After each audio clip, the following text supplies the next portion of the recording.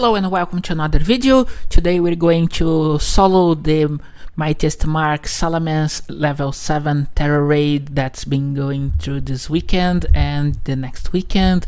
I don't remember the exact date number, so that's it.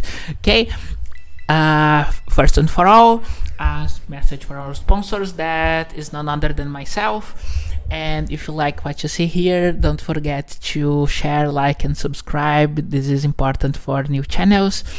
And I'm hoping to see you on my live streams on Twitch and sometimes on YouTube, where we do some different content. And I'm still shiny hunting, and if you watch me shiny hunting something that can be done multiplayer, we can do it multiplayer as well. So that's it, and for now let's see how can we do this Terra raid. What did I use? Let's check that out. Alright, let's check out the build. For this raid, I use the same Elektross that other channels have been using. It is Tera Electric with Thunderbolt for damage, Acid Spray to reduce special defense, Lunge to reduce attack, and finally Gastro Acid that suppresses abilities. It is modest and has maximum HP and maximum special attack. Alright, so let's get started with the raid. Here comes Salamence. Here I am with my team of NPCs. One of them has a Corviknight, which is a problem. And the raid finally starts. And turn 0, Salamence uses Heat Wave. It's super effective on the Corviknight and critical hits. It doesn't matter a lot because NPCs can die at will on solo play. I take a Dragon Pulse as I go for Gastro Acid. I almost forgot I had to use Gastro Acid. Moxie is not a problem in multiplayer because you can only die 4 times, but here your friends will die a lot, so it makes the difference. I had to go for the Lunge before anything else, but I forgot and went to Acid Spray. I take a Dragon Pulse, and Dragon Pulse hurts a lot. I heal a bit with the Shell Bell. And probably I don't know, I think it made a difference because I don't think I would survive this hit without the Shell Bell recovery, and it's a good thing that I survived enough to use the Lunge, and Lunge will drop a bit of pain coming from the next turns. It doesn't matter a lot though, because this strategy presumes you will die at least once, because Elektross is bulky but not bulky enough to survive. Salamence erases ability changes for the first time and raises the shield, and I try going for the second Acid Spray, but Terra Blast hits and drops me off.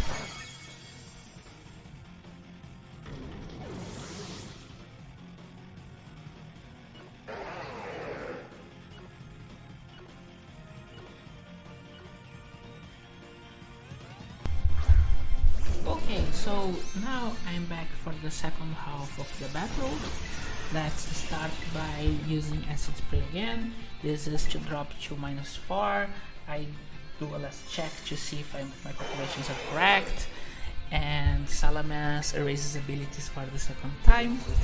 It hits me with a Dragon Pulse that doesn't do a lot, which is very good. Acid Spray hits and drops it to -4.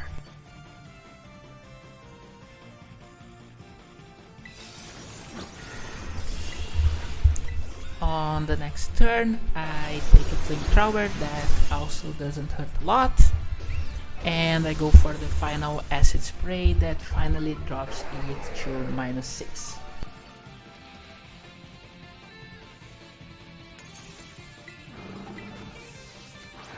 Okay, I check it for the last time and decide it's time for offense. I finally pair a Thunderbolt, which is going to do a lot to the shield, which is a good thing. And at this time I start to get a bit worried because I don't know if it's going to be enough time to finish this one. I take another Dragon Pulse and the damage is starting to freak me out at this time, but fortunately, as you can see, Thunderbolt hits and does a lot. and by doing a lot it allows Shell Bell to recover a lot as well, and that makes me feel a lot safer.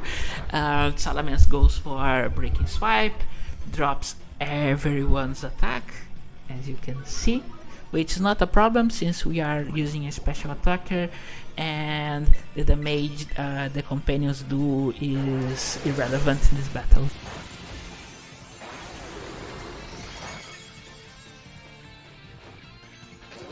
And now, as you can see, I hit it with Thunderbolt again. Thunderbolt does a lot again. The good thing is, because of the Clocksire, Salamence is poisoned. It takes a bit of poison damage through the battle, but it doesn't change the things a lot. Here comes another Tera Blast, does absolutely nothing. And the final Thunderbolt to drop the shield goes off and drops Salamence under 50 and breaks the shield. So now we start the third stage of the battle. Salamence removes all those tax drops we inflicted on it before, and I go for another acid spray to help me along the way. And I just do a quick check and notice that it already has a drop in special attack from somewhere. I'm not even sure where it came. And I use the acid spray as it uses Dragon Dance on me, but since it's using basically special attacks, this attack increase is meaningless at all.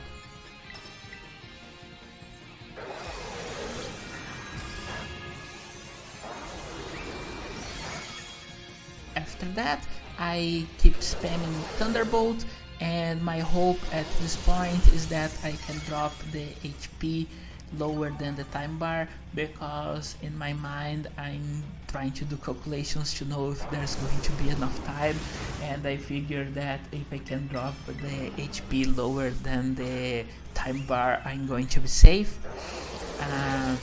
As you can see in this moment, it almost drops lower than the time bar, and I'm really freaking out, thinking that I should have used a second acid spray just to make this easier on me.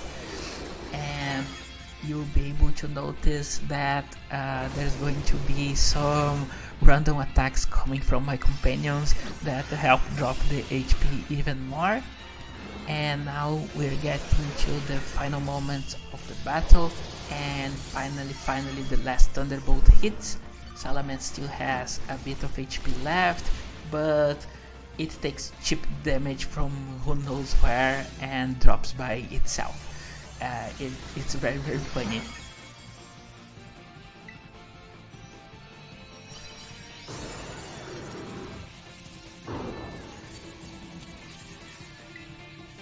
We have one last task here, and that is to catch the Salamence in a Great Ball, because Salamence happens to be one of the few Pokemon that actually looks great in a Great Ball.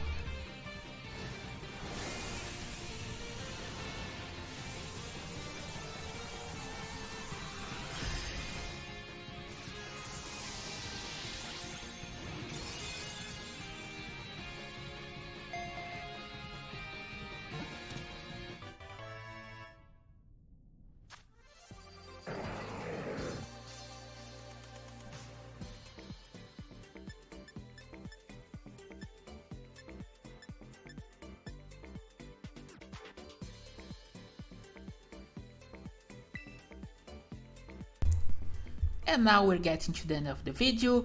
I'd like to thank all the people that stuck with me until the end in this journey to get the Salamence. And if you're still here, please share this video to people that might need some help getting their Salamence. Click the like button and remember to subscribe to the channel.